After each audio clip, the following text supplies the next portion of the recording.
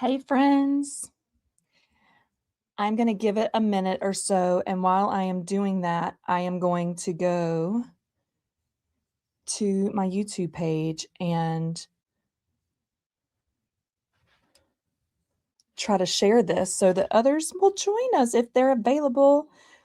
If you have something better to do, which quite literally anything is better to do, go wash your hair, order groceries, where am I going? Groups. Wanna catch up on the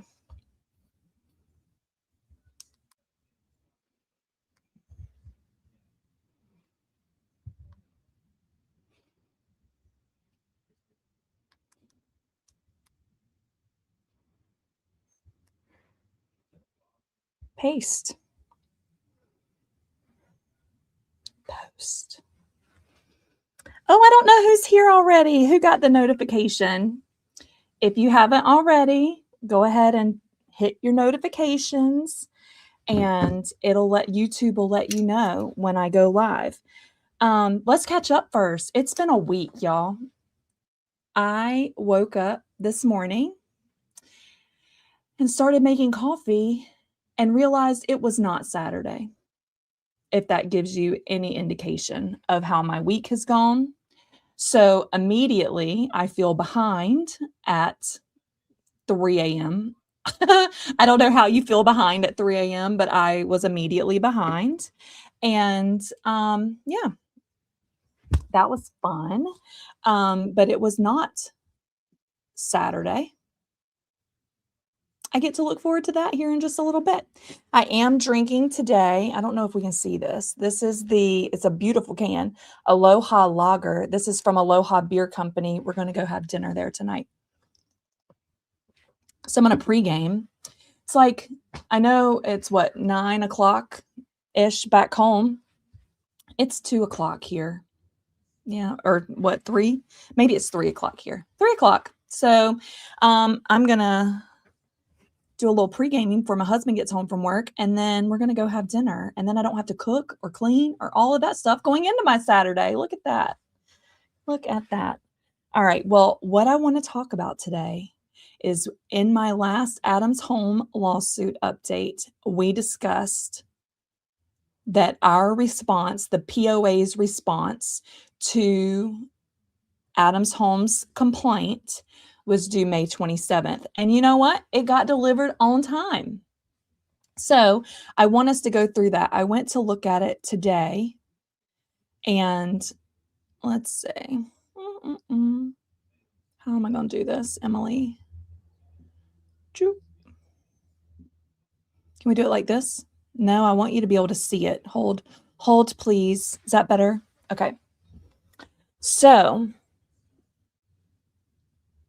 I am going to read us through the POA response to the Adams Homes lawsuit. You'll see that this was, let's see if I can find the stamp on it, but it was posted to the court docket on the 27th. So that's what we're going with, okay? Defendant's motion to dismiss, affirmative defenses, answer, and counterclaims. Okay, so this is going to be a big document. You'll see it's 11 pages we are going to go through, but this should have everything that the POA needs to say in response to the Adams Homes complaint. All right. Now comes the defendant, the Fairfield Harbour Property Owners Association, Inc., the defendant or Fairfield Harbour by and through the undersigned. Give me 1 second. Let me make sure. Okay. By and through the undersigned counsel, and hereby submits to the court its answers in response to plaintiff's verified complaint in the above titled matter. Defendant denies every allegation in the plaintiff's verified complaint, except as expressly admitted herein. Okay, so we deny every allegation except where we say we don't deny it. Okay, so this is where we're going to get our first response. First defense, failure to state a claim. Plaintiff's verified complaint fails to state a claim upon which relief can be granted and is therefore subject to dismissal pursuant to Rule 12b-6 of the North Carolina Rules of Civil Procedure. So they're saying that Adams Homes failed to state a claim upon which relief can be granted. So, Judge, will you please just dismiss this so we can be on our way? Okay. Second defense, failure to join necessary parties. Plaintiff's verified complaint seeks declaratory relief against the defendant, but fails to name as defendants all members of Fairfield Harbor. Pursuant to the North Carolina General Statutes and other applicable law, all persons shall be made parties who have or claim any interest which would be affected by the declaration. Plaintiff has failed to join all necessary parties to the above captioned action. Therefore, the plaintiff's claims are subject to dismissal pursuant to Rule 12b-7 of the North Carolina Rules of Civil Procedure. What do we think that means? We're saying our second defense is because the plaintiff, Adams Homes, is seeking declaratory relief against the defendant, but fails to name all members of Fairfield Harbor.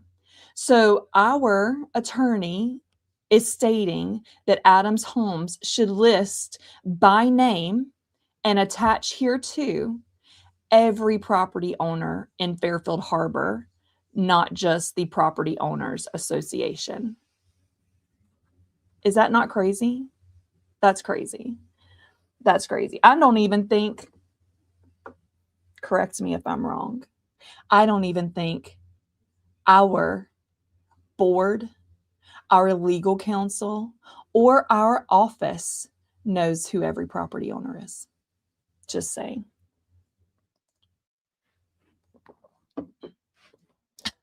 That's crazy. I've never seen this. This is wild to me. Okay. Third defense, lashes. Plaintiff claims are barred in whole or in part by the doctrine of latches.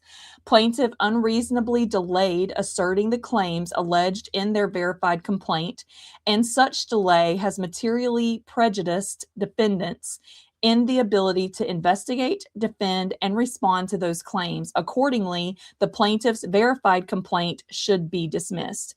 And I don't think that's true. I don't know what latches means, obviously, but I do think it sounded like Adams Homes, as the plaintiff, did not delay in asserting their allegations. It sounded as though from the complaint that they have been trying to get remedy on this through various means in the first, couple dozen homes that they tried to build, and they were unable to get to any type of mutually agreed upon solution. And so they moved forward with this claim. I personally feel like if they ever, I just don't believe that they delayed in asserting their claims to the point where we would have been materially delayed in being able to investigate, defend, and respond to those claims. I think they tried to seek remedy. What I understood from the original complaint was they tried to get to remedy without going down this route and were unable to do so. And so here we are. Fourth defense, failure to mitigate damages. Plaintiff's claims are barred in whole or in part by the doctrine of failure to mitigate damages. Plaintiff failed to make reasonable steps to avoid or minimize the alleged damages, and any recovery must therefore be reduced or denied to the extent such damages could have been mitigated. Accordingly, plaintiff's claims should be dismissed or reduced. Fifth defense, statute of limitations. Defendant asserts the plaintiff's claims are barred in whole or in part by the applicable statute of limitations, which is what is the statute of limitations on something that you've been working on for several years and have been unable to get remedy for? I don't know. Sixth defense. Contributory negligence. The claims asserted by the plaintiff are barred in whole or in part by the doctrine of contributory negligence, in that plaintiff's own acts, omissions, and or failure to exercise reasonable care proximately caused or contributed to be the alleged damages and or injuries complained of. Let's read that again. The claims asserted by the plaintiff are barred in whole or in part by the doctrine of contributory negligence, insomuch that the plaintiff's own acts, omissions, and or failures to exercise reasonable care, proximately, close to, caused or contributed to the alleged damages and or injuries complained of. Again, it said in the complaint that they were paying the monies in hopes to get these permits passed so that they could build the homes and then sell them. I don't believe that there was any acts or omissions or failure to exercise care. Again, I am recalling the original complaint from memory, but I felt like they did a really good job, the plaintiffs, Adams Homes, in identifying where they felt like they had just paid to get a move on and be able to take action and get resolution. Again, it sounded to me like this lawsuit was a last resort because they were unable to get to a mutually agreed upon solution through any other means. Seventh, defense and answer. Defendant hereby responds to the allegations contained in the plaintiff's verified complaint as follows. 1. Upon information and belief, the allegations of paragraph 1 are admitted. Allegations contained in paragraph 2 are admitted. They're going to make me pull up. Hold 1 second, please. I'm just going to pull up the original. Give me 1 second. Downloads.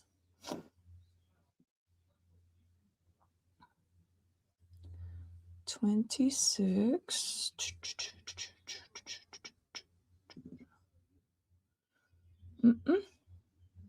Sorry, I have to find which.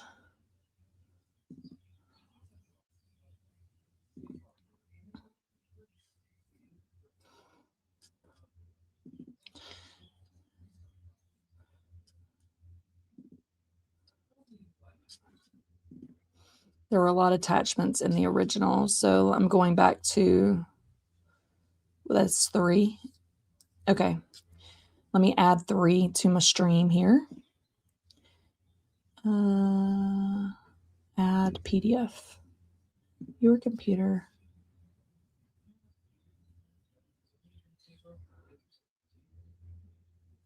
Apologies for this being kind of wonky. I was not having to anticipate needing to go back in time.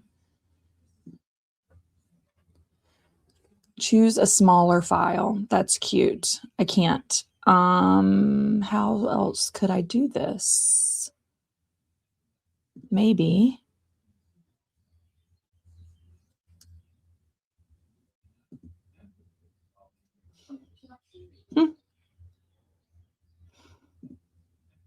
Hold, please.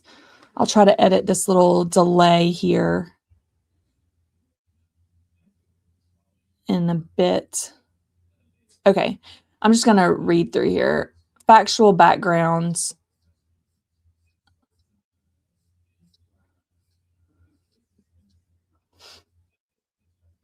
And we're saying in our suit, I'm just going to go back. I'm trying to get to which. Upon information and belief, the allegations of paragraph 1 are admitted. Paragraph 1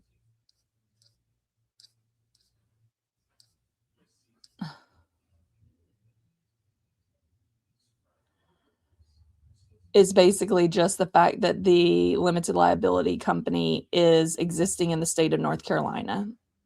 Paragraph 2 being that the POA defendant is organized in the state of North Carolina, and paragraph 3 is that this court has jurisdiction over these matters. So if I go back,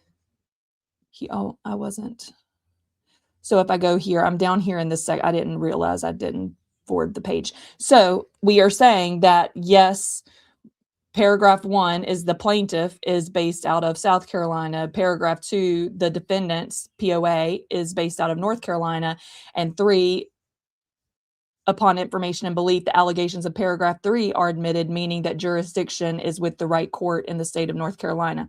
Paragraph 4, upon information and belief, the allegations of paragraph 4 are admitted. Paragraph 4 in the original complaint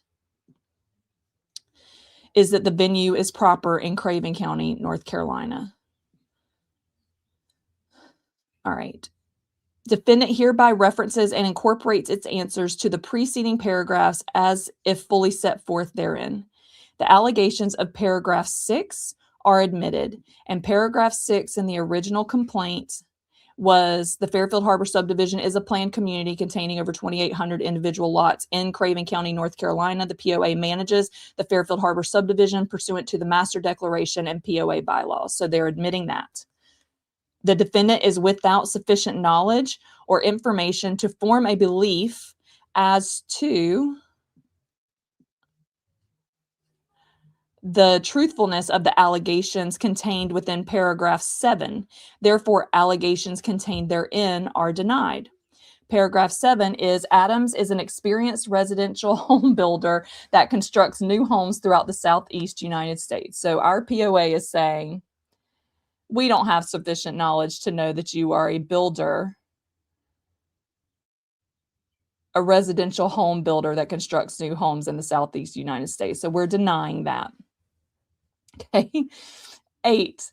Upon information and belief, the allegations contained in paragraph 8 are admitted. In paragraph 8 of the original complaint was Adams purchased 100 lots in the Fairfield Harbour subdivision, with its first closing occurring in December 2021, with additional closings throughout 2022 and 2023. Those total, they're 100 total lots.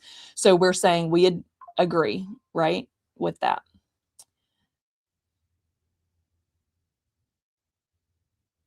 That was paragraph 8. Number 9, defendant is without sufficient knowledge or information to form a belief as to the truthfulness of the allegations contained in paragraph 9. Therefore, the allegations contained herein are denied. So if we go to paragraph 9 said, since acquiring the total lots, Adams has developed and sold approximately 35 homes and currently owns approximately 65 undeveloped lots. The remaining lots, Adams intends to develop and sell the remaining lots. So we know from paragraph 8, we admit that they own 100 lots. Paragraph 9, which states that they've built on 35, they've built and sold 35 homes and still own 65 undeveloped lots. We're saying we deny that because we don't have sufficient knowledge or information. So we know they have 100. We don't know what they have built and developed and sold versus what they have left as far as remaining lots.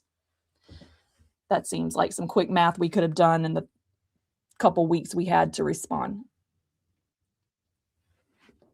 All right, the allegations contained in paragraph 10 are denied. The original complaint, paragraph 10, and I'm sorry for those that just joined. I see we've got several more folks on. The original 106-page complaint is too big from a file size perspective for me to put it with the response from the POA, which is what I'm reading through on screen, but I have the original complaint up over here. So I'm just going back and forth to say what was in the original complaint by paragraph and whether or not we admit or deny that. That's what I'm doing. So we're saying that all allegations contained in paragraph 10 and 11 are denied. That's numbers 10 and 11. So paragraph 10 was, during the course of Adams' development efforts, Fairfield Harbour subdivision, the POA has repeatedly imposed onerous, unauthorized architectural guidelines and related approval requirements on Adams, many of which are not authorized by the master declarations. Paragraph 11 states these requirements have been imposed in an unreasonable and bad faith manner and have substantially interfered with Adams' ability to develop its lots. we're saying both of those, paragraphs 10 and 11 from the original complaint, our POA is denying those two statements. I am on to number 12. The defendant is without sufficient knowledge or information to form a belief as to the truthfulness of the allegations contained in paragraph 12. Therefore, we are denying them. So paragraph 12 from the original complaint stated, as a result of the POA's unauthorized architectural guidelines and related approval requirements, Adams has incurred a substantial amount of additional costs and experienced significant delays, which has interfered and is currently interfering with Adams's right to use, enjoyment, and development of the total lots and remaining lots. So we're saying we don't know if you're able to use or develop or those and any onerous additional costs. We're denying that. Paragraph 13, the allegations contained in 13 are denied. Paragraph 13 stated, specifically, the POA has imposed architectural guidelines and other requirements relating to site plans, grading, drainage, erosion control, and trees that are not authorized by and exceed the authority granted under the Master Declaration. True and accurate copies of the following POA documents are attached hereto and incorporated herein by reference. And again, they incorporated exhibits 1, 2, and 3, being the Master Declaration, the architectural guidelines, and the bylaws. Okay, and we're denying all of that. 14, the Master Declaration is publicly recorded document that speaks best for itself. To the extent that the allegations contained in paragraph 14 conflict with the express terms of the Master Declarations, these allegations are denied. So basically what I am interpreting that paragraph to say is, if you would like to go and read through our Master Declarations and tell us whether or not you think that Adams, is interpreting them correctly, we deny all allegations. The document speaks for itself, which obviously not if there is a difference of opinion between what we expect it to intend and what our buyers, Adams Homes, the plaintiff, took from the document. It doesn't speak for itself. It's vague. If we can't agree on what it's saying for itself, it doesn't speak for itself. To the extent that the allegations contained in paragraph 15 conflict with the express terms of the architectural guidelines, these allegations are denied. So paragraphs 14 and 15, we're saying between the architectural guidelines and the Master Declarations, they speak for themselves, and we deny that there are any conflicts with the express terms written in the architectural guidelines and the Master Declarations. Number 16, the allegations of paragraph 16 are a legal conclusion to which no response is warranted. To the extent an answer is required, allegations contained in paragraph 16 are denied. So paragraph 16 said defendant's adoption and enforcement of architectural guidelines and approval requirements regulating site plans, grading, drainage, erosion control, and trees constitute an improper attempt to expand and effectively amend the Master Declaration through board or committee action rather than through the amendment procedures required by the Master Declarations itself. And we're saying that doesn't warrant a response from us. That's cute. The allegations of paragraph 17 are a legal conclusion as well, to which no response is warranted. To the extent an answer is required, the allegations contained in paragraph 17 are denied. Paragraph 17 said, under North Carolina law, homeowners associations may not impose new land use restrictions or expand existing restrictions through rules, guidelines, or discretionary approval processes where such restrictions are not clearly authorized by the governing declaration. Again, that is a legal conclusion to which we deign to respond to that. But should you need a response, it's denied. I feel like I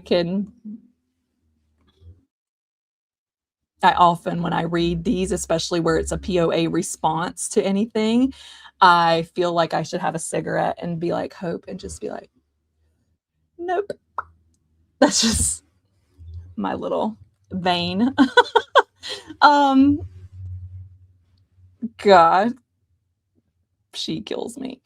Number 18, the master declaration is a publicly recorded document that speaks for itself to the extent that the allegations contained in paragraph 18 conflict with the express terms of the master declaration. These allegations are denied. Again, I have a hard time. Let's just go ahead and read number 19 too and number 20 because they are all related to the master declarations document. So we're saying that it's a publicly recorded document, the master declarations. They speak for themselves, and to the extent that any allegations contained in paragraph 18 from the original complaint conflict with the express terms in the master declarations, all allegations are denied.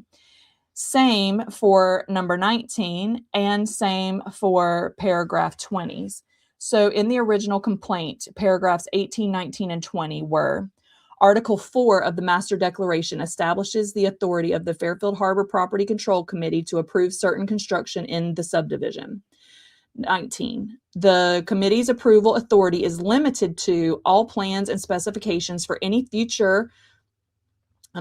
structure of improvement whatsoever to be erected on or moved upon or to any property, and the proposed location thereof on any property, the construction material, the roofs and exterior color schemes, any later changes or additions after initial approval thereof, and any remodeling, reconstruction, alterations, or additions thereto on any property. On its face, the master declarations unambiguously, so it means it's not vague, restricts the committee's approval authority to structures of improvement. Okay? And we're just saying that kind of speaks for itself in the master declarations. Unless the complaint conflicts here, we deny these allegations. All right. Number 21, we went paragraph by paragraph. That was helpful. I do like how this is organized. The allegations of paragraph 21 are a legal conclusion to which no response is warranted. To the extent an answer is required to paragraph 21, we deny all those claims. Let's read what 21 says. 21 says, the committee's approval authority does not extend to site plans, grading, drainage, erosion control, or trees.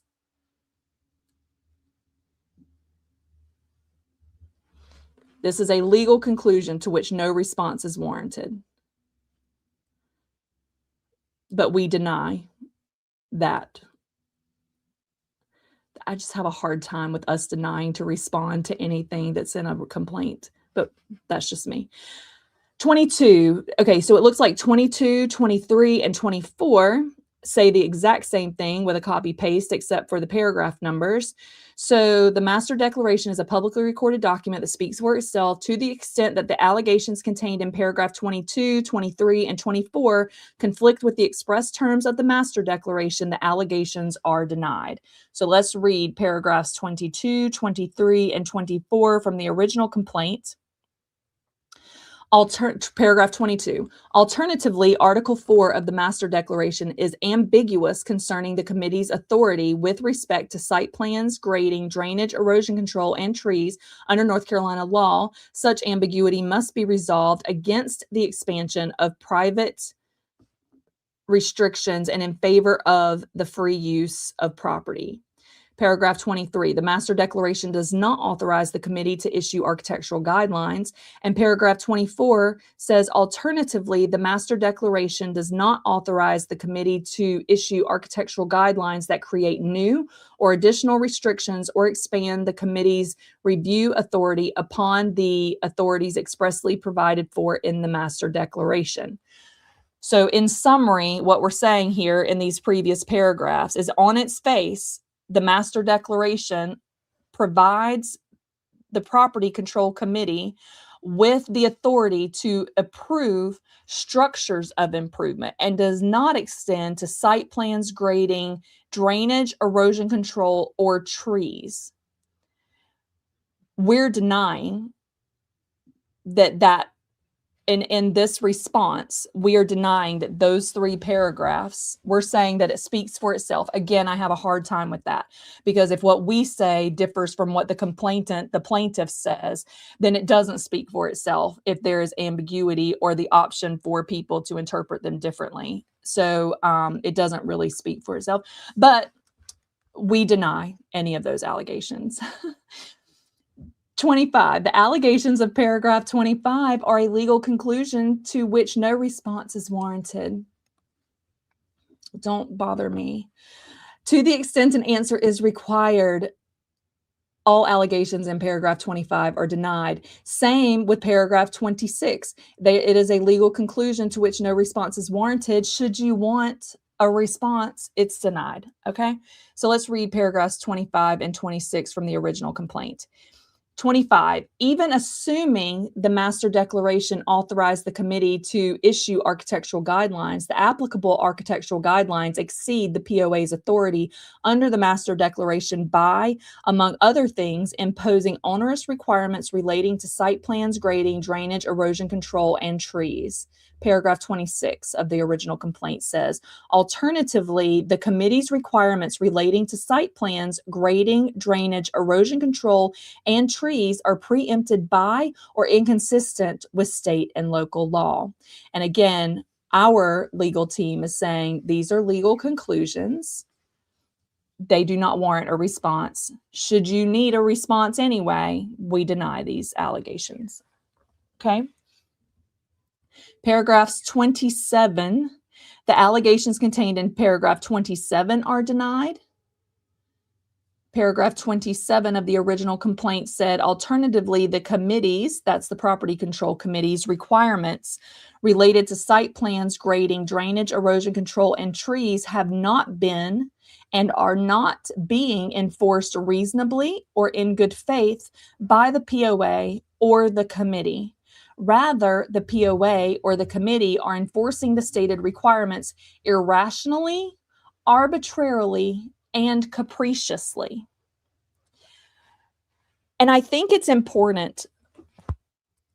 This is so timely, right? Because there has been other posts on Facebook in the recent days where other folks who are trying to build outside of Adams Homes, there are other folks trying to build within Fairfield Harbor that seem to be getting pushback on things that other folks have not had. And there's question, are these things being uniformly exercised across the new lots being developed, right? So I think Adams Homes and these other folks who are voicing concerns and seeking legal remedy at this point on what they themselves are also experiencing, it is something that we need to address.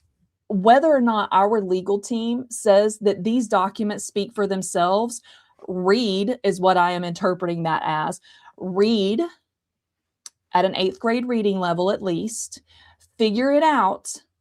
Should you need a response from us, give us a call, right? Like it's the snark in our response where it's like, we are not, this reads to me, and I'm reading this first with you, as if we deign to answer. We are not coming to the table seeking to get to a resolution on this amicably. It's something that they have complained about for an extended period of time. And whether they're right or wrong, the fact that we are telling a judge, it kind of is what it is. Open your eyes, read the documents, tell them how it is. In my mind, we are not putting our best foot forward. That's just my own non-legal resident and property owner opinion. Okay. And I have to also say, I say this and it's on my YouTube page. So if you're here, thank you so much for being here.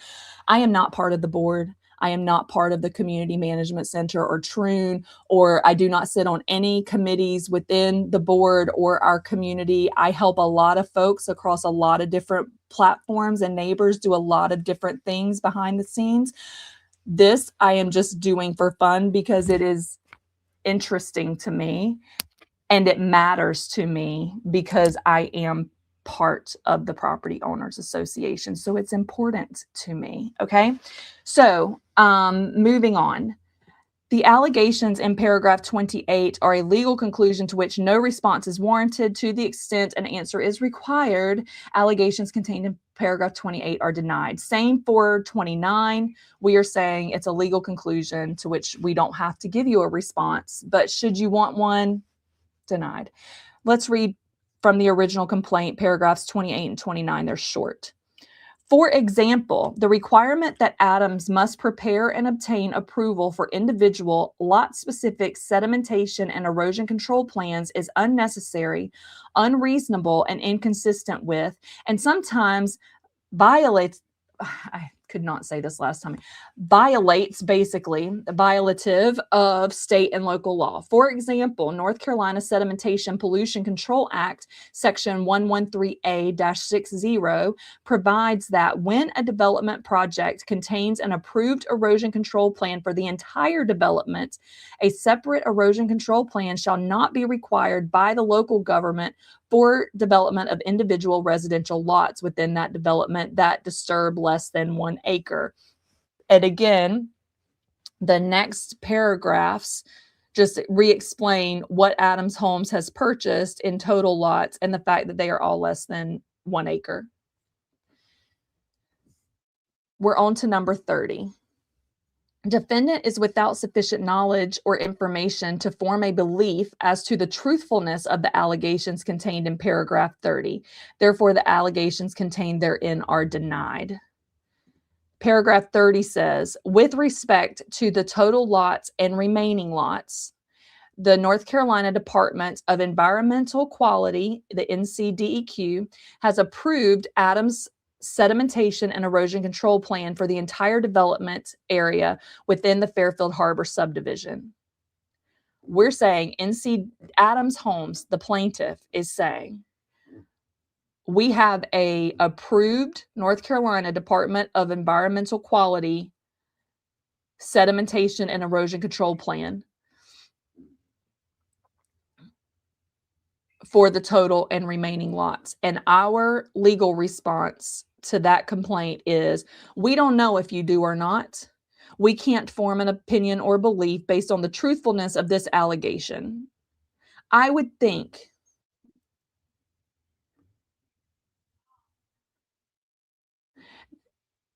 that Adams has a sedimentation and erosion control plan that has been stamped as approved by NCDEQ that we included as the exhibits or could provide, and we should know that they have that and be able to say, yes, we see that document. I don't know how in this many weeks that have gone by, we have not been able to verify whether or not that document exists and has been approved.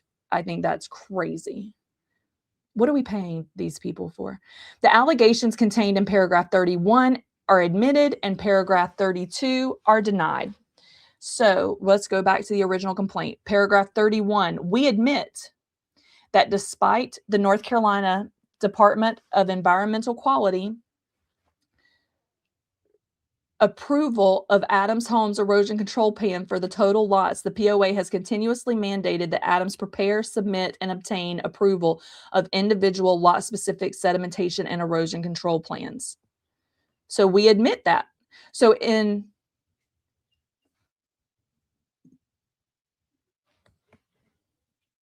paragraph 31, we admit to the fact that despite NCDEQ's approval of Adams' erosion control plan for the total lots, we have still required them to obtain approval for individual lot-specific sedimentation and erosion control plans.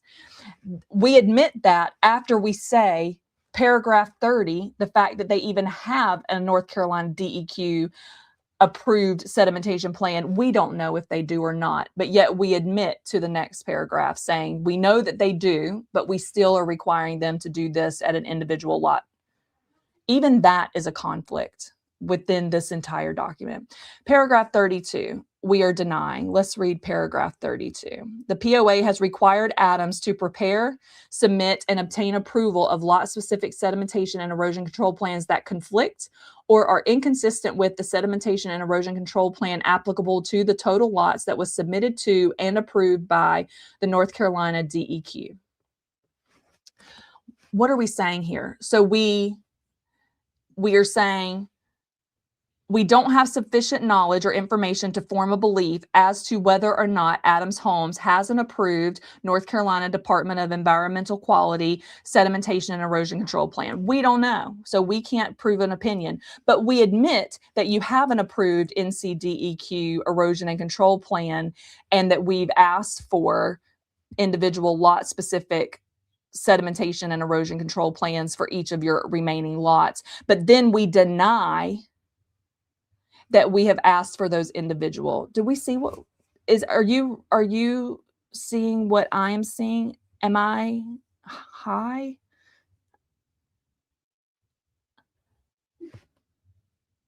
I am baffled. The POA has mandated individual lot-specific sedimentation and erosion control plans despite the state law prohibiting local government.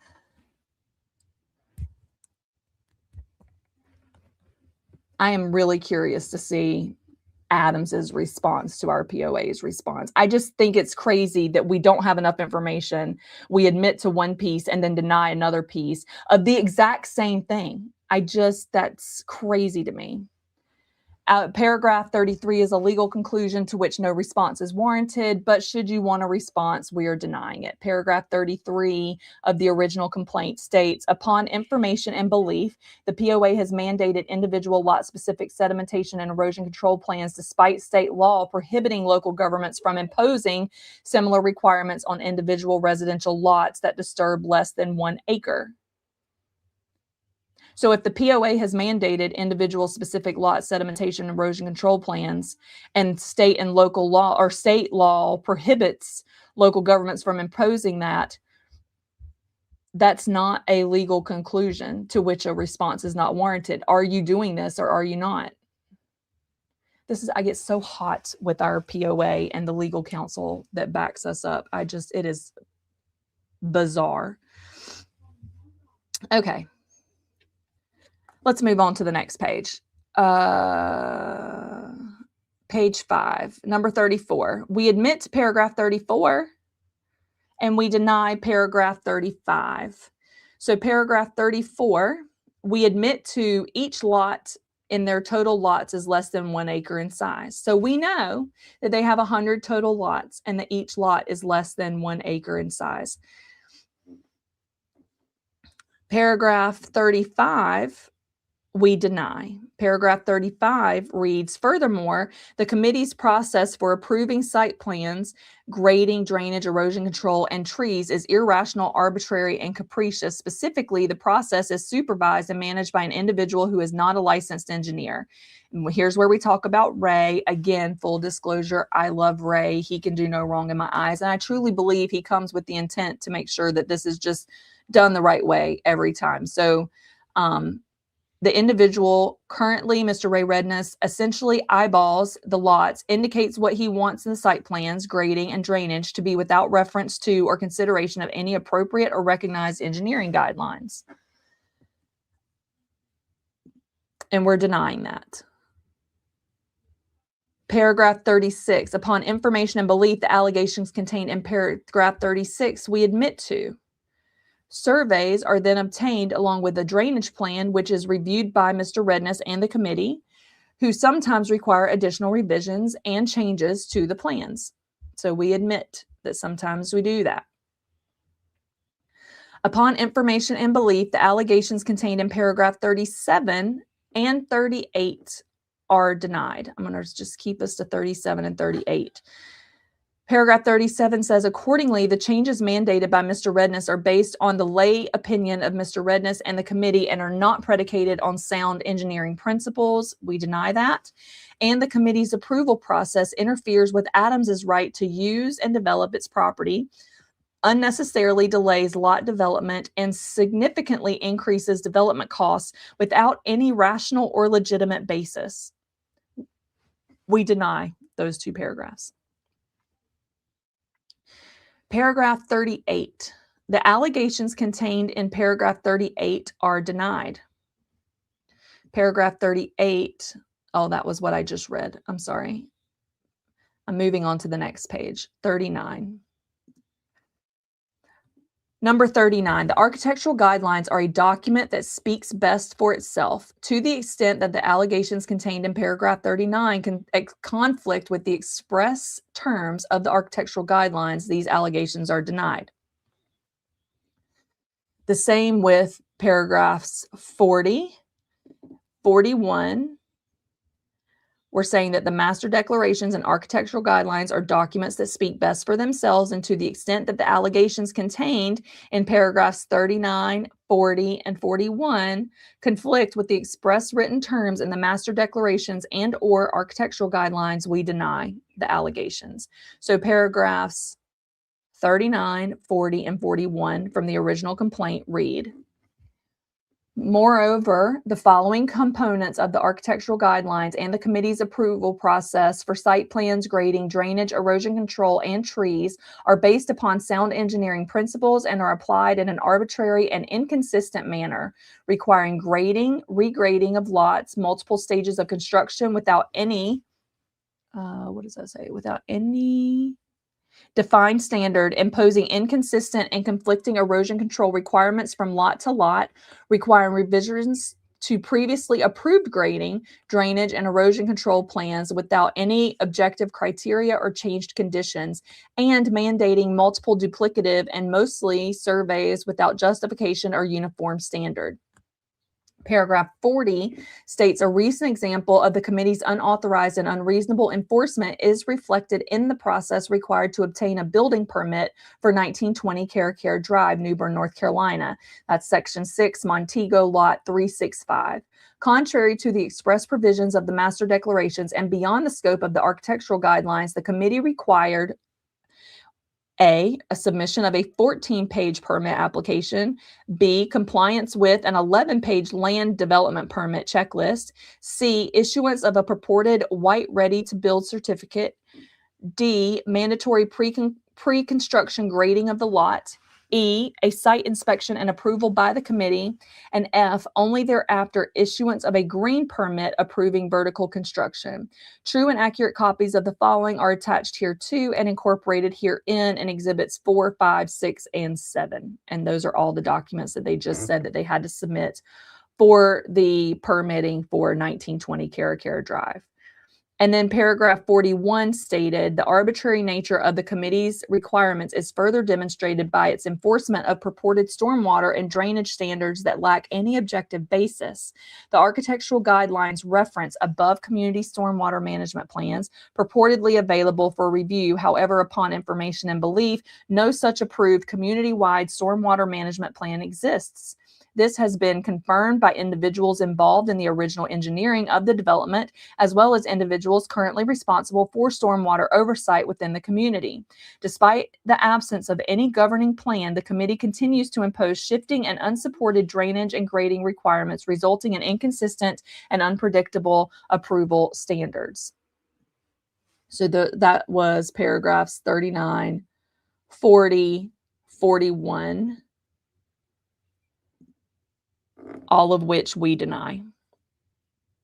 And they're saying that the architectural guidelines speak for themselves as to, for paragraph 41, they're saying that Adams Homes is alleging that the architectural guidelines include an approved community stormwater management plan, but that does not exist and has been confirmed by individuals within the community that participated in the original engineering of the development, as well as individuals currently responsible for stormwater oversight. So people currently responsible for stormwater oversight have told Adams Homes that we do not have an approved stormwater management plan in our architectural guidelines, and our attorney is denying that. Nice. We should go look at I won't do it on this podcast, but we should go look at the architectural guidelines. 42. The defendant is without sufficient knowledge or information to form a belief as to the truthfulness of the allegations in paragraph 42 and therefore are denied. Paragraph 42 in the original complaint states, currently Adams is in the process of developing more than 30 lots, all of which are materially delayed and burdened by unauthorized, onerous, and irrational committee approval processes, resulting in ongoing interference with Adams's vested property rights. So we don't know if they're developing more than 30 lots that have been delayed and or burdened by these crazy processes and have interfered with their vested property rights. We don't know that, so we're denying that. 43, the allegations contained in paragraph 43 are denied. Paragraph 43 stated all conditions precedent to the beginning of this action have been performed, have occurred, or have been waived, and the plaintiff has brought this action within the applicable statutes of limitation and repose. And we're saying that that's denied. Paragraph 44, defendant hereby references and incorporates its answers to the preceding paragraphs as if fully set forth herein. Paragraph 45, the master declaration is publicly recorded document that speaks for itself to the extent the allegations contained in paragraph 45 conflict with the express terms of the master declaration. Those allegations are denied, and we deny the allegations in paragraph 46. So let's read paragraphs 45 and 46, which is good. That's the end of a page. In the original complaint, paragraph 45 states, the master declaration governs the POA's limited authority to review and approve building plans in the Fairfield Harbour subdivision. And paragraph 46, an actual and judiciable controversy exists between Adams and the defendant, the Property Owners Association, regarding the extent of the POA's authority to review and approve building plans in the Fairfield Harbour subdivision and to impose architectural guidelines, rules, restrictions related to site planning, grading, drainage, erosion control, and trees. Thus, relief in the form of declaratory judgment is proper. That's their request for declaratory judgment, and we deny. Paragraphs 47 and 48 they're the last two on this page I'm showing. The allegations of paragraph 47 are a legal conclusion to which no response is warranted, but to the extent that you would like an answer, we deny. And then paragraph 48 says the same thing. It's a legal conclusion to which no response is warranted, but should you deign to ask for one, it's denied. Paragraphs 47 and 48 state in the original complaint, 47, plaintiff is entitled to a declaratory judgment that under the master declaration, committee's approval authority does not extend to site plans, grading, drainage, erosion control, and trees, except to the extent that they involve structures. Paragraph 48 states the plaintiff is further entitled to a declaratory judgment that the master declaration does not authorize the committee to issue architectural guidelines at all, or alternatively to issue architectural guidelines that are inconsistent with the master declarations. Denied. Next page. Number 49, the allegations of paragraph 49 are a legal conclusion. Well, 49, 50, and 51, all paragraphs are a legal conclusion to which no response is warranted, but should you want a response, we deny, deny, deny. So let's read paragraphs 49, 50, and 51. 49 states, the plaintiff is further entitled to a declaratory judgment that the committee's issuance of architectural guidelines relating to site plans, including drainage, grading, drainage, erosion control, and trees, is invalid and unenforceable because such guidelines are inconsistent with the master declaration and exceed the POA's authority granted by the master declaration. 50. Plaintiff is further entitled to a declaratory judgment that the architectural guidelines and other committee requirements relating to the site plans, grading, drainage, erosion control, and trees are preempted by state and local law. And 51, in the alternative, the plaintiff is entitled to a declaration that even if enforceable, the POA or committee are enforcing the architectural guidelines and other requirements related to site plans, grading, erosion control, and trees against Adams unreasonably or in bad faith. That was all of claim 1 in the original complaint through paragraph 51. So paragraph 52 in the original complaint begins claim number 2. And we are starting here at paragraph 53 because we're just incorporating all of our answers to preceding paragraphs as fully set forth herein. The master declaration is publicly recorded document that speaks for itself. Okay, 53, 54, and 55, we're saying the master declarations are a publicly recorded document that speaks for itself. does not warrant a response, but should you want one, we are denying them. Okay. To the extent that the allegations contained in paragraphs 53, 54, and 55 conflict with the master declarations, they're denied. Again, you read it, you tell us if they conflict. All right. Here's what paragraphs 53, 54, and 55 say from the original complaint. Paragraph 53, the master declaration constitutes a binding set of covenants and obligations governing the rights of the association and lot owners within Fairfield Harbor subdivision. Plaintiff, as a lot owner within the Fairfield Harbor subdivision, is entitled to the benefit of the limits, protections, and procedures established by the master declaration. The defendant is bound to act in accordance with the master declaration and may not impose additional approval requirements or substantive restrictions beyond those authorized by that declaration. My goodness, we deny all of that because it just states what it is. Okay. Paragraphs 56, 57, and 58, all allegations in those paragraphs are denied. Let's read.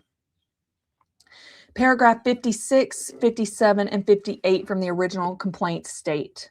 56, by imposing and enforcing approval requirements, restrictions, and review criteria relating to site plans, grading, drainage, erosion control, and trees that are not authorized by the master declaration, defendant has breached the master declaration and the restrictive covenant regime governing the Fairfield Harbor subdivision.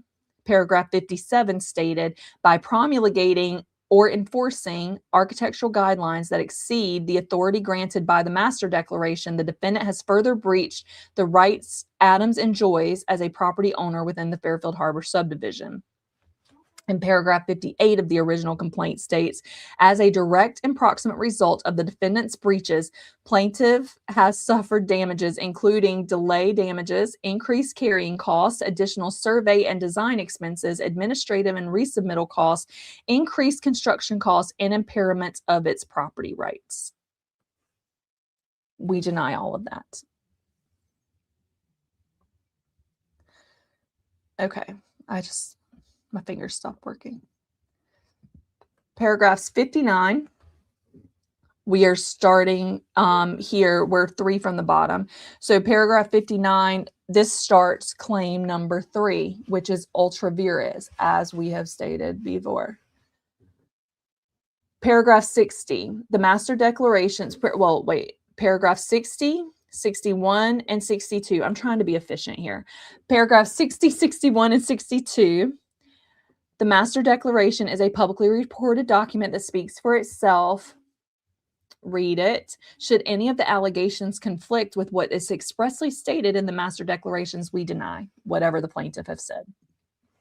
So paragraph 60 from the original complaint says, the rights, duties, and authority of the POA, its board members, agents, and the committee are defined and limited by the master declarations, the association's bylaws, and applicable law.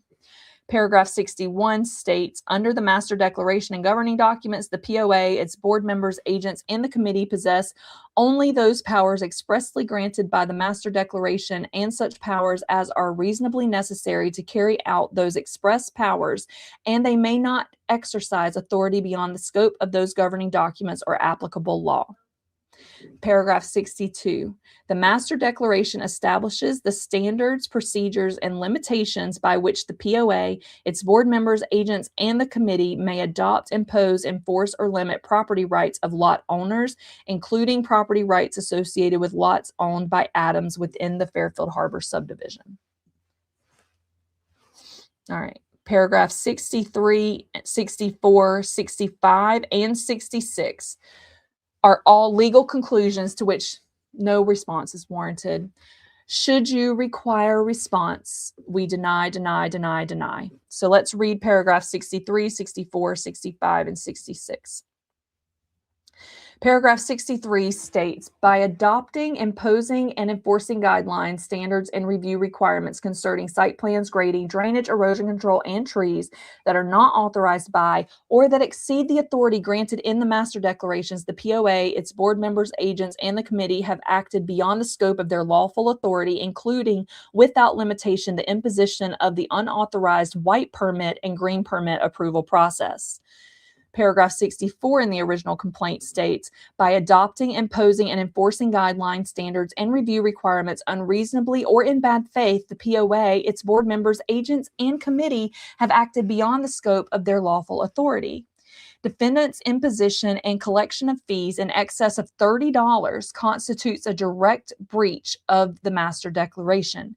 And paragraph 66 states, the POA's, its board members, agents, and the committee's conduct alleged herein above, therefore constitutes ultra vires acts and are unenforceable against Adams. I don't think that paragraph 66 is a legal, what do we call it? Legal conclusion. But whatever, we deny them all. Paragraph 67, we deny.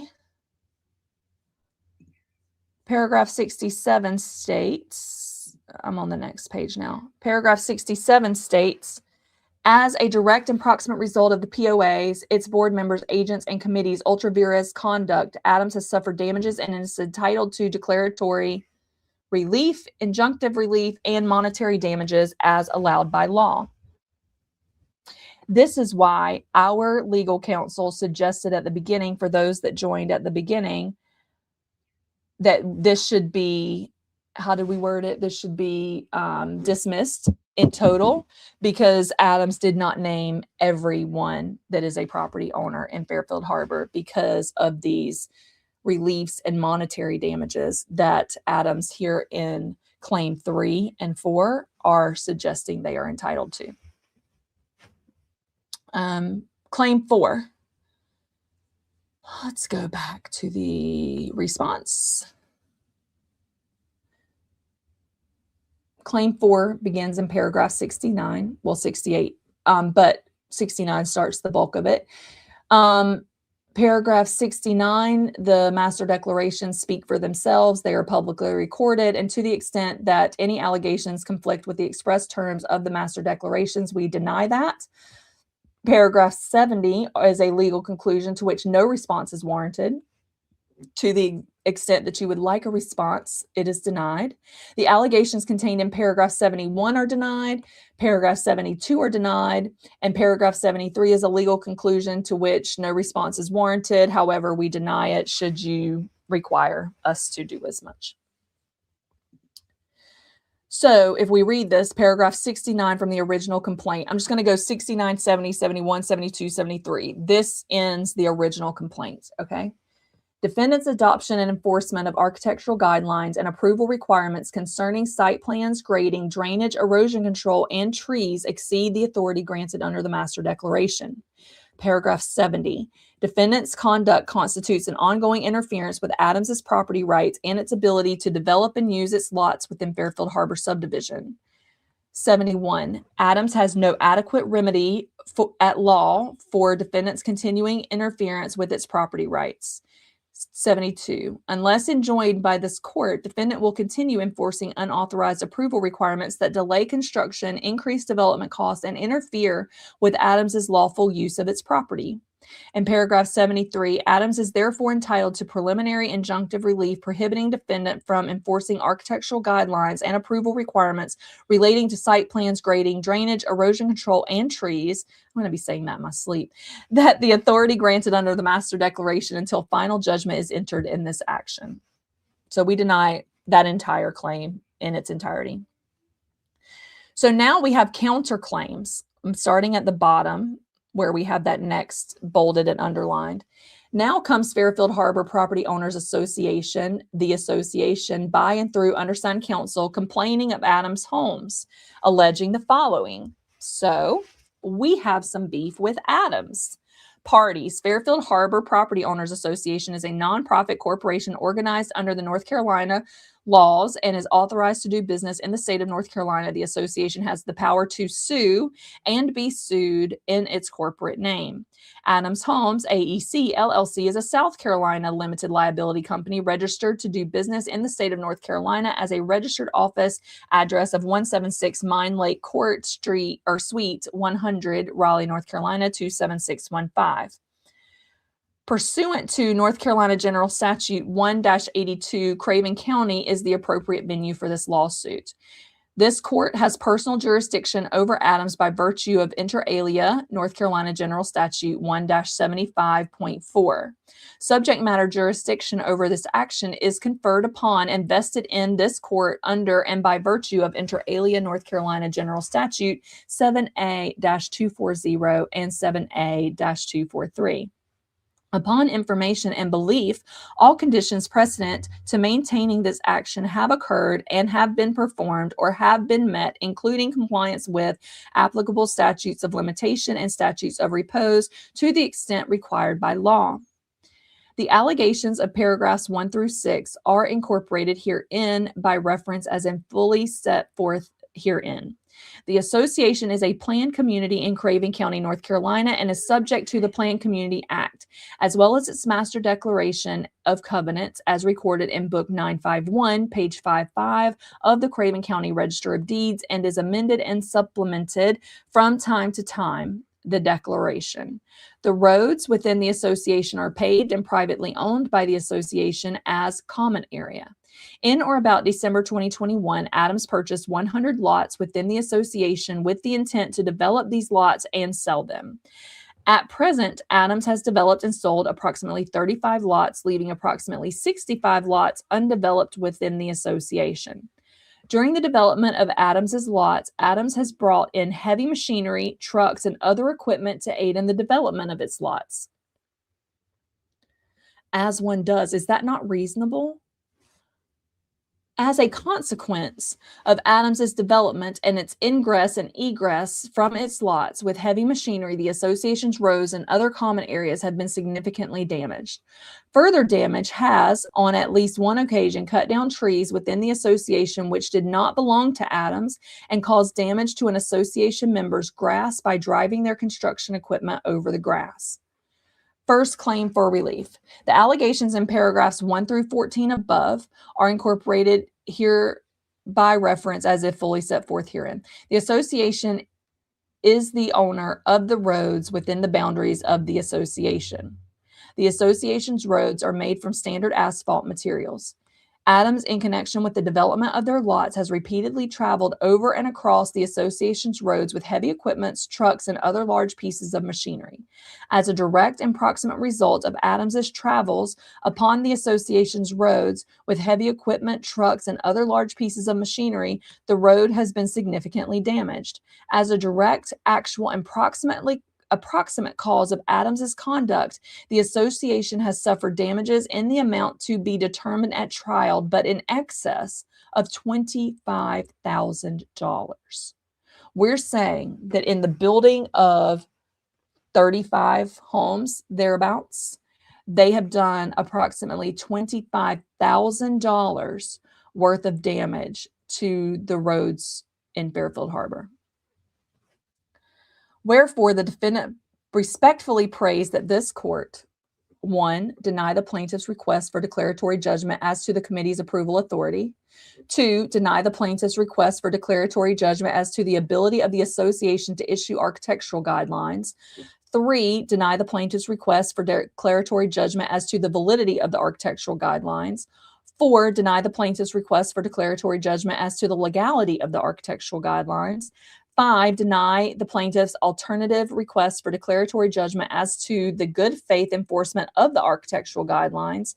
6, deny the request for compensatory damages. Deny plaintiff's request for preliminary injunction. Deny the plaintiff's request for permanent injunction. Deny the plaintiff's request for attorney's fees.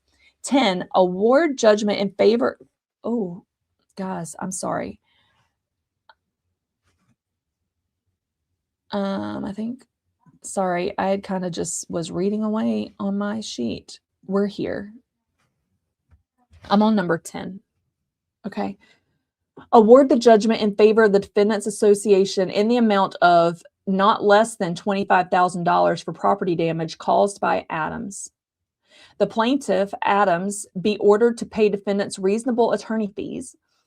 That the court accepts defendants association's verified counterclaims as an affidavit upon which orders of the court may be made. I'm reading number 12 again. That the court accepts the defendants association's verified counterclaims as an affidavit upon which orders of the court may be made. Number 13, that the cost of this action be taxed to the plaintiff. 14, that this matter is set for trial by jury on all matters raised herein. And 15, the order that the plaintiff have and recover nothing in connection with the claims of its verified complaint, dated this 27th day of May 2026. And it is signed by Keith or Kelton Eckbald. And then we have the certificate of service below. Okay, y'all, that is the complete. Let me just really quickly go back to my website and just tell you that after the answer was submitted on May 27th, 2026, on May 28th, 2026, it looks like it was updated at the, okay, we have Adams Homes on the 28th, right back to back, filed a motion to extend time to respond to the counterclaim and respond to extend time to the counterclaim. Let me see if we have a date for when we expect a response to the counterclaim. Hold, please. Counterclaim. This cause being heard by the undersigned clerk on motion of plaintiff Adams Homes for an order extending time in which to respond to defendants Fairfield Harbour Property Owners Association's counterclaim pursuant to Rule 6B of the Rules of Civil Procedure, and is appearing to the court at this time allowed has not expired, and the motion should be allowed. It is therefore ordered that the time responding as permitted by Rule 6B to extend time, so they have until the 27th day of July is when we can expect to see a response from Adams Homes to the counterclaim, whereby we are requesting $25,000 for damage to the roads and streets. I have so many thoughts going through my mind. And again, this is my own personal opinion and not those of the board, but we have had so much heavy machinery, and there have been so many other builders building homes within Fairfield Harbor.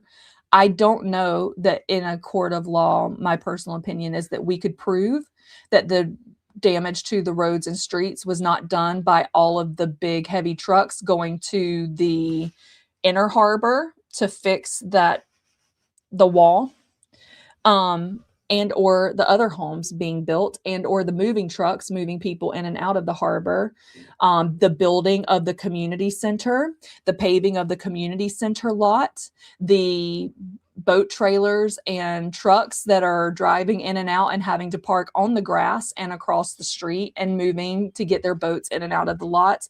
I just find that our counterclaim to everything that Adams is asserting related to sedimentation and erosion control plans, whether or not our master declarations, bylaws, architectural guidelines are being adjudicated and enforced in a consistent way across all of our property owners in Fairfield Harbor, and to the extent that they have the ability to even add these additional fees that Adams is saying they've had to pay in order to get permits approved.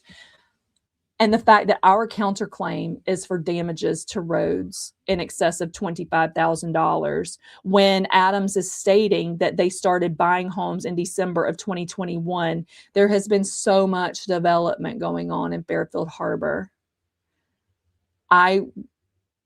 I'm so curious as to see how this will go and what can be proved to have been damaged by Adams versus what is damage from building the Harbor Club, fixing the retaining wall for the inner harbor. I forget what it's called. Building of other homes that are not Adams home sites. I'm baffled. I'm baffled. But, you know, that's just me. That's just me, and nobody asked for my opinion. So, but I hope that you had a good day. I hope this gave you an update on where we are at the Adams lawsuit. It was glad to see that we did have a response, and that in most cases deny all of the allegations therein. I just hate the way it was worded, because it was as if we deigned to respond at all, which is crazy to me. But what have you. I hope you have a wonderful weekend, friends. I do have a lot of things on the docket. So let me just tell you, we have just launched, if you have not seen it yet, Fairfield ARC is a neighbor founded and run committee it's Darcy Hildreth and Sue Klein, and they are helping to trap, alter, and release or get adopted all of the cats, the stray cats within Fairfield Harbor. We just launched a brand new Facebook page yesterday. I was helping them with some images and getting some things launched. If you have not yet, please go out and like it. There are so many, I had no idea, so many neighborhood cats with so many cool stories and little places that they hang out in Fairfield Harbor. I am really enjoying learning all about them and doing some stories on them and getting others introduced to these neighborhood cats that help with population control of pests and things like that, like voles and moles and all of that fun stuff. But I'm learning so much in that process. So if you have not yet, go find Fairfield ARC, ARK, on Facebook and follow it. What else do we got going on? I am going to continue doing some of the CAI trainings that we did. I just kind of got sidetracked with a different project over the past 2 weeks. And then we had an earthquake here in Hawaii. And so that has kind of been fun. And yeah, I'm excited to see what's coming. But thank you so much for spending some time with me on Friday night. I'm going to finish this beer, go have some dinner with my fam, and we will see you on the flip side. Have a good weekend, everybody. Bye.